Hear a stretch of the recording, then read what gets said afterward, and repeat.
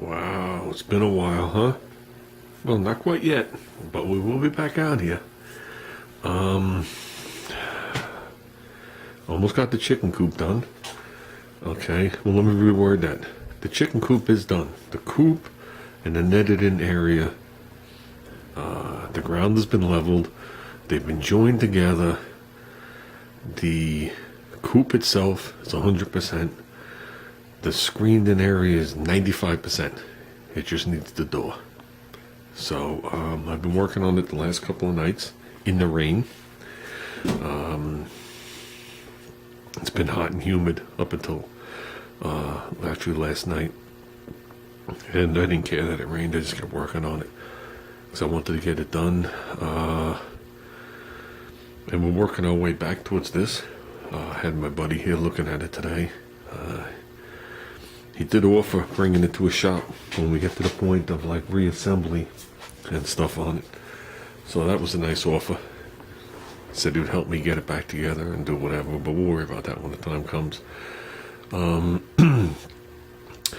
So it's Friday night. Tomorrow's plan is give Junior a little guidance on what I would like and have him whip me up a door. And Junior's gonna put a little topsoil and some mulch and landscape the chicken coop in and transfer the chickens over and break up the old coop and do all that crap. And while Junior's doing that, I will be doing this. Oh yeah, we got boxes and more boxes and platforms. So got an American Standard 3-ton unit. There's the base that it goes on. There's the line set.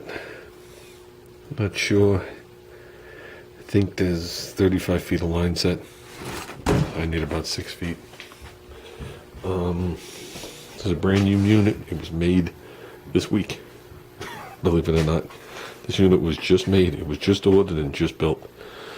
So, and then there's the piece that goes in the house. If you were mounting it in your ceiling, you had ducts coming all over, it would be an air handler. I'm not sure if that's the term they refer to when you're putting it in a house that has hot air heat already, which I have. Yeah, replacing my unit took a... So at the end of last year, if anybody remembers. To me, it doesn't pay to have the leak fixed. I couldn't find the leak. I tried. I looked around using obvious things. So that tells me that the leak is either at the bottom of the condenser where I can't get to see it, or where the line set's coming through the house and I can't see it. So, but it could be somewhere else. It doesn't matter. It could be somewhere in the evaporator too that I just didn't see. Either or, the unit's about this tall as opposed to this one. There's a 3-tonner, 36,000 BTU, which is more than enough. When we did the square footage of the house, I landed safely into a 2.5 ton.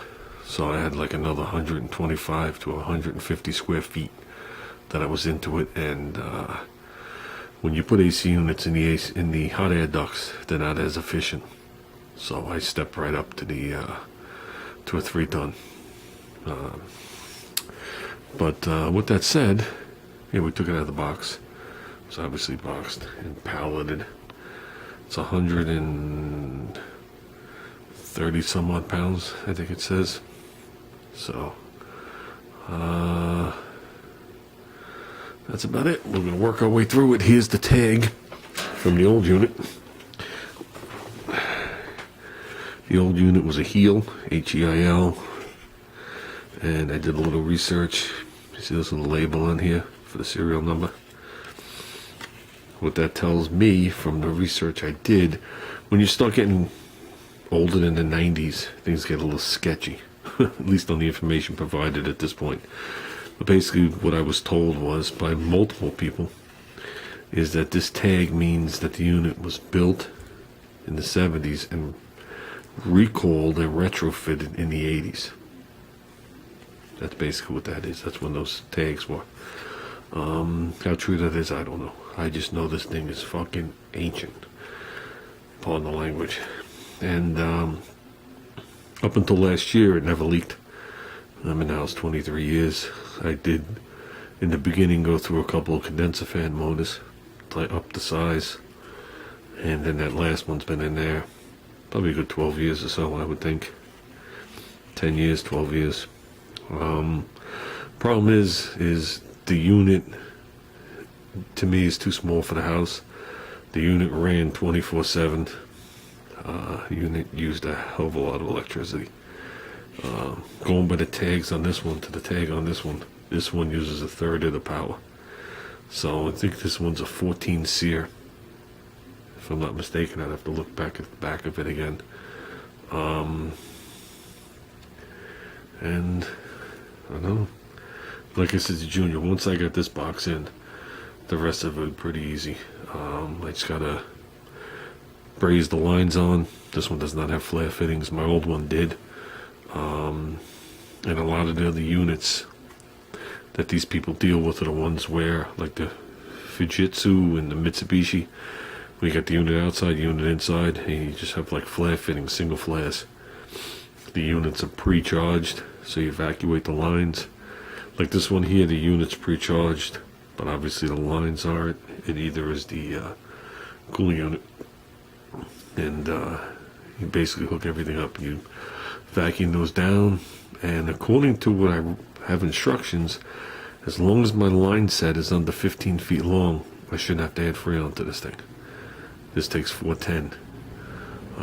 That's the other thing. The other unit was taking the R22, and R22 is going through the roof. R22 is the new R12 scam. I call it a scam. I think it's all a scam. I think it's all a load of bullshit. Because this will be the next thing that's destroying the ozone, and the one after that will be the next one, and the next one, and the next one. It's just bullshit. So, if you build the units better and the Freon stays in them, that's how you're going to protect the ozone. No other way. So with that said, the base of this thing is definitely bigger. The depth of it isn't, but the width of it is.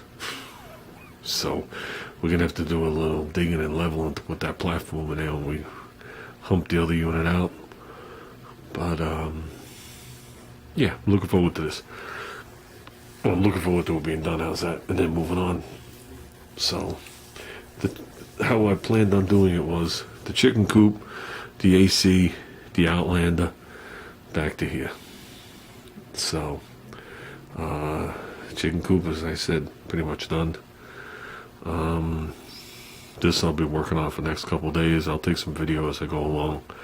Probably nothing crazy. It's just the problem is where this unit is. It's pretty tight down in my basement. There's a room built around it now. You know, it's not a room built around it. It's enclosed. So it's gonna be a little challenging.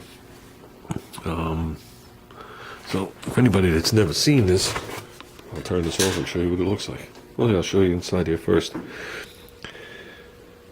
Right in the bottom there, from where my finger is down, is your compressor. Obviously, is your fan. Pretty cool blade.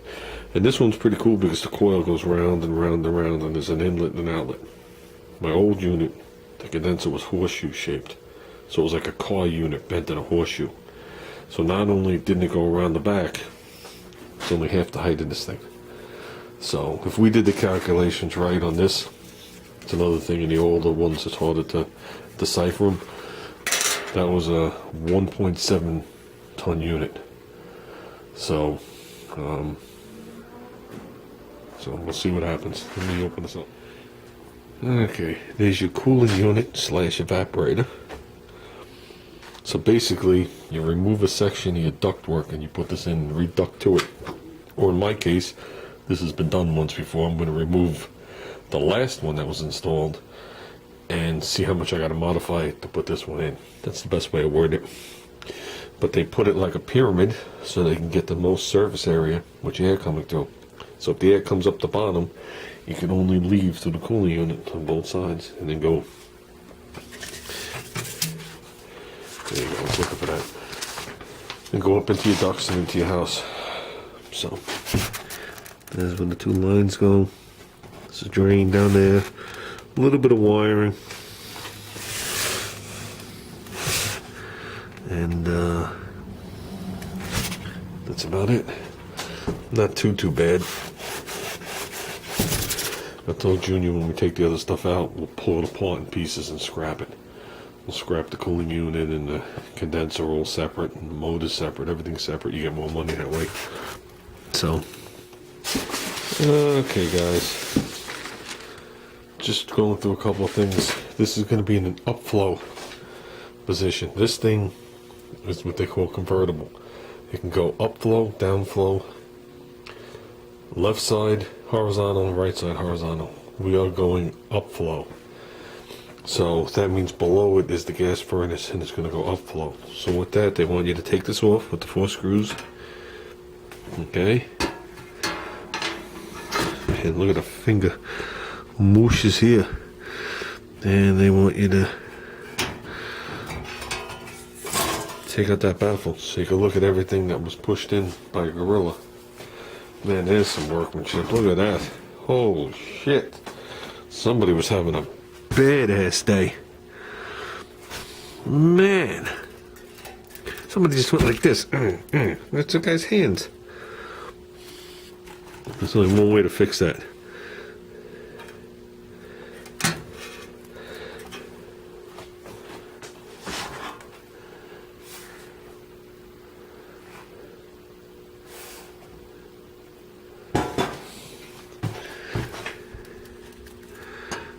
And it goes right back there. Oh, handprint's covered. Good to go, ship it out. Okay, let's put the 4 screws back in. Yeah, so basically, according to this, I had to take off this top plate, which is this. And it was a splitter, which is that black thing. When you're doing updraft, they want that splitter off. So I guess the air comes up and can go equally. When it's downdraft, I guess when the air comes in, they don't want the air coming in this side going back out that side. So they put that baffle there to divert the air downward. Because for downdraft it stays. And then on certain models, which isn't my model, so I got my model number right here, there was 2 other things that had to be removed. So basically, for upflow coil conversion, I had to do that, and we're good to go. That's all that has to be done. So we have to make sure there's a good seal between, obviously here in the duct, going out.